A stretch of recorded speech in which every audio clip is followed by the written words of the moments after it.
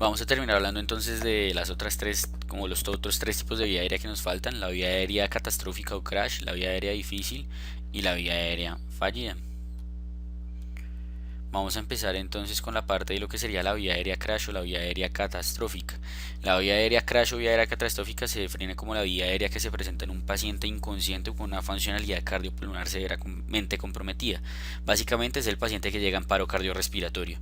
En este paciente, como digamos ya llegó inconsciente y todo por el estilo, no habría necesidad ni de sedarlo ni de hacerle un bloqueo neuromuscular, y es más urgente la instauración como tal de una vía aérea definitiva. Entonces lo que hace es una intubación sin medicación. Se verifica si el paciente tolera ahora una apnea para la realización de la intubación. Si no, pues como vamos a ver ahorita, es un criterio para considerar una vía aérea fallida. No se le hace la sedación, sí se le puede considerar hacer la parálisis neuromuscular e intubarlo. Listo. En esos casos, pues digamos que ese sería el manejo como tal de la vía aérea catastrófica. Básicamente es intubar al paciente así solo, o si lo requiere con bloqueantes neuromusculares, pero nada más. De resto, digamos que la parte de la intubación, la laringoscopia directa y todo eso sería similar. Seguimos entonces con la parte de lo que sería la vía aérea difícil. Como habíamos dicho, ya habíamos visto los predictores de vía aérea difícil tanto para laringoscopia como para ventilación difícil, y a partir de eso definíamos si nos íbamos por la secuencia rápida de intubación o no. La incidencia no es clara, mucho menos en urgencias. Se cree que hay una intubación difícil en cada 10 a 30% de los casos, una ventilación difícil en cada 3% de los casos. La epidemiología viene cambiando drásticamente, ya que hay una implementación como tal de nuevos equipos y de técnicas.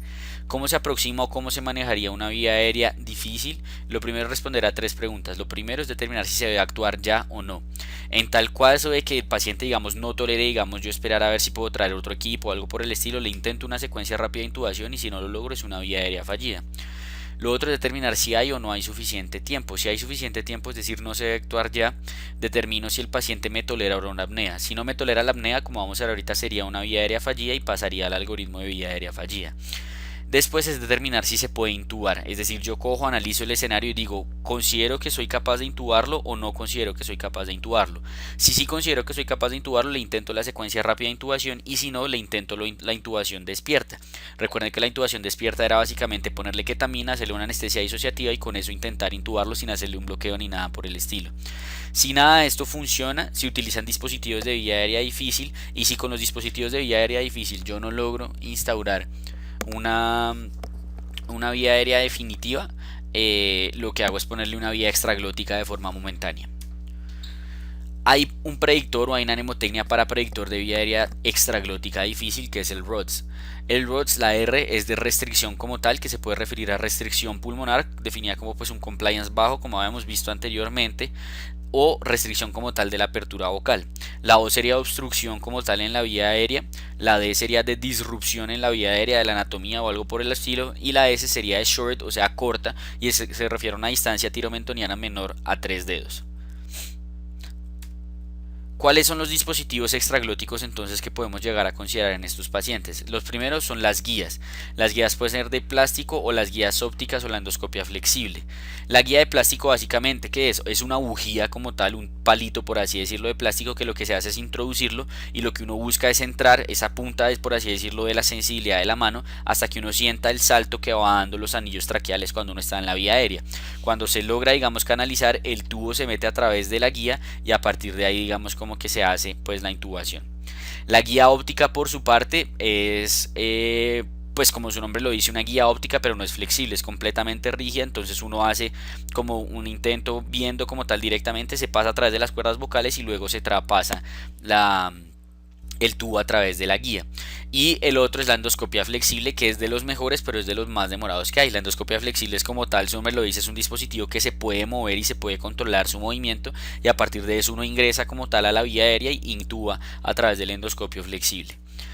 La otra opción es la laringoscopia avanzada. En la laringoscopia avanzada tenemos el videolaringoscopio y el laringoscopio óptico. El laringoscopio óptico es aquel que a través de unos espejos me permite visualizar mejor la vía aérea de una forma indirecta, mientras que la videolaringoscopia es que como tal yo veo en una pantalla un video y a partir de ahí empiezo a buscar la glotis o la epiglotis, la levanto, veo la glotis e intubo viendo netamente la pantalla, no viendo la glotis de forma directa ahí en el paciente. La vía aérea extraglótica, que digamos sería lo que se utilizaría en caso de que nada de esto me sirva para intubar a mi paciente, hay de varios tipos y se utilizan tres escenarios, que es el ámbito extrahospitalario, manejo de vía aérea durante RCP y la ventilación después de la laringoscopia fallida. Hay algunas que permiten intubación posterior y lo que hacen es evitar que se requiera una vía aérea quirúrgica, es decir, es como mi forma de rescate antes de yo pasar a hacer una cricotiroidectomía. Importante saber que garantiza ventilación más no vía aérea, es decir, con eso yo no tengo una vía aérea definitiva. Me garantiza que yo pueda ventilar a mi paciente, pero yo tengo que pasar posteriormente de una vía extraglótica a una vía aérea definitiva, sea intubación orotraqueal o sea cricotiroidectomía. Eso es importante tenerlo en cuenta, o sea, no va a ser algo definitivo. Y no se utiliza en pacientes en trauma, no se utiliza en pacientes conscientes por el riesgo de broncoaspiración y no se utiliza en pacientes que tengan obstrucción por cuerpo extraño, porque pues lo que se puede hacer es empujar el cuerpo extraño. Se clasifican anatómicamente conforme a si son supraglóticas o retroglóticas. Las supraglóticas básicamente van a ser las máscaras y las retroglóticas van a ser tubos. De acuerdo a su generación se clasifican en primera y segunda generación. La primera generación no permite la intubación, perdón, no permite la descompresión gástrica, mientras que la segunda generación permite la descompresión gástrica y se clasifica conforme a si se puede o no intubar a través de ellas. Hay un montón, está el IJ, el RQ, el Aura Gain, el Aura I, hay un montón y digamos que va a ser dependiente de lo que uno tenga en cada sitio de práctica. Lo importante es conocer en el sitio de práctica qué es lo que uno tiene, saber, bueno, esto me permite o no me permite descompresión gástrica, esto es supraglótico, esto es retroglótico, puedo intubar a través de ella, no puedo intubar a través de ella y conocer y familiarizarse con el dispositivo extraglótico que se tenga en el hospital para, digamos, con esto digamos, estar familiarizado con el equipo que se va a manejar en el sitio de práctica en el que uno esté.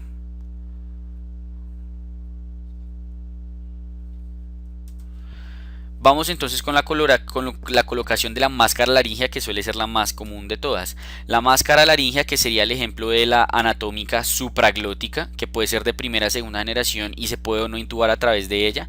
Básicamente lo que hay que hacer es desinflar y lubricarla. Posteriormente de que se ingresa, uno la ingresa pegada al paladar con la mano dominante y posterior, o sea, tomándola como un lápiz. Cuando ya se ingresó tomándola con un lápiz y uno llegó a lo más lejos posible, lo que se hace es empujar con el dedo hasta que uno encuentre una resistencia y eso suele indicar que ahí ya se llegó como tal a la parte de la faringe.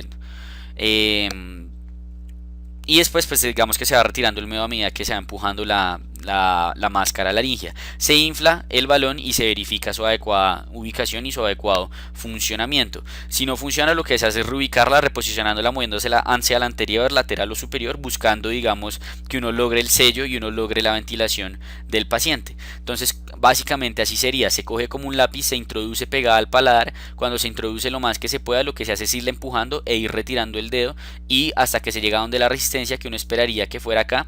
Se infla como tal la máscara, vean que aquí está desinflada, aquí está inflada y eso lo que hace es hacer un sello donde no va a pasar nada hacia el esófago y el aire que se va a introducir va a ingresar todo hacia la vía aérea, buscando precisamente esto, la oclusión esofágica y que todo entre es hacia la vía aérea. Como ustedes ven, pues no es una vía aérea definitiva como habíamos mencionado. La vía aérea retroglótica, por su parte, básicamente es una intubación a ciegas. La idea es que eso quede en el esófago, que es lo más común de todo, o pues en ocasiones puede llegar a la tráquea y lo que se hace es inflar los dos balones y por esto era eso, se va ventilando retirando de a 1 centímetro hasta que sea apropiada la ventilación. Es decir, yo ingreso esto, por así decirlo, hasta donde me dé. Después de eso inflo los dos balones y voy ventilando y voy retirando de a 1 centímetro, voy retirando y retirando, digamos que cuando ya el hueco llega aquí y queda enfrente de la vía aérea, ahí yo podría ventilar sin resistencia y eso me indicaría que yo tengo un balón tapando el esófago, un balón tapando la faringe y me permite que haya una adecuada ventilación. La vía aérea retroglótica realmente, pues por lo menos en lo que yo he visto, no se utiliza casi, se utiliza mucho más la máscara laringea. Nos faltaría por último entonces la vía aérea fallida. La vía aérea fallida se puede definir en dos escenarios y es el can't intubate, can't oxygenate, o sea, no puedo intubar, no puedo oxigenar, y en el que no se puede oxigenar, pero el que no se puede intubar, perdón, pero sí se puede oxigenar. El que no se puede intubar ni oxigenar se requiere un paciente que no lo he logrado intubar y que el paciente en su apnea o que yo no lo logro tener como tal con saturaciones por encima del 90% y eso me indica que yo necesito una cricotiroidectomía de urgencia. El paciente que yo no puedo intubar pero que sí puedo oxigenar es aquel paciente que sí me tolera la apnea, sí me tolera la peroxigenación, pero que ya se le han hecho 3 intentos y han sido fallidos por un experto. En esos casos se considera dispositivos de vía aérea difícil, si no funciona se considera vía aérea extraglótica y si no funciona se considera la cricotiroidectomía. La cricotiroidectomía entonces va a ser el último recurso en el manejo de la vía aérea. El entrenamiento en la vía aérea y hacer cursos de vía aérea en urgencias disminuye la incidencia de la realización de cricotiroidectomía porque hay un mejor y un adecuado uso de los dispositivos de vía aérea difícil. Las razones por las que se realiza son fracturas faciales, sangrado de meses en vía aérea, intubaciones fallidas, obstrucciones traumáticas y algo importante es que no se debe realizar en alteraciones anatómicas, fracturas o en niños menores. Lo de los niños menores es más que todo contraindicación relativa.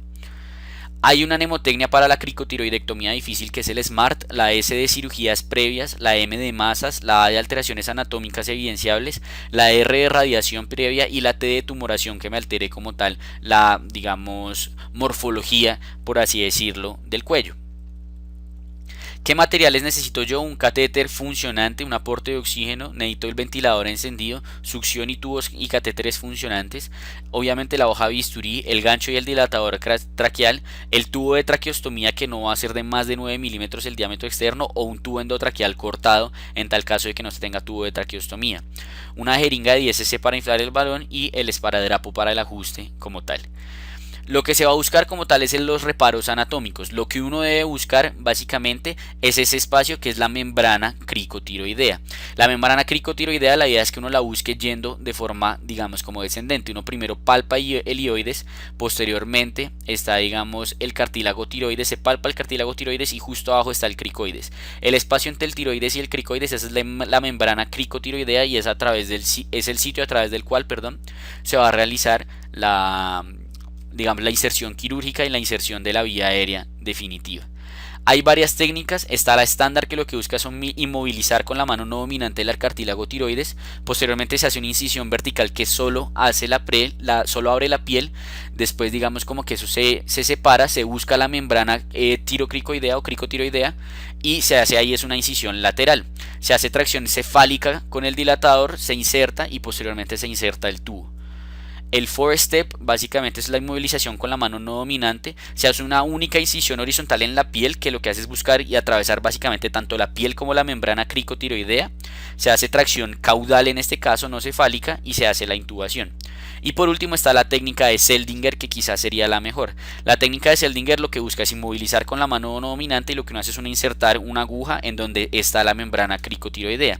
Cuando se inserta la aguja, digamos que se hace una incisión, se prueba que en la aguja esté pasando el aire, se hace una incisión superior a la aguja, posteriormente se pasa el dilatador a través de la aguja y finalmente se retira el dilatador y la guía y a través de eso se intuba. ¿Listo? Y esas serían como las 3 técnicas con las que uno podría realizar la cricotiroidectomía. Esto sería todo en cuanto al manejo de una vía aérea de urgencias. Cualquier duda, comentario, corrección, lo que sea en los comentarios les agradeceríamos y espero pues que haya sido de utilidad para todos ustedes. Muchas gracias.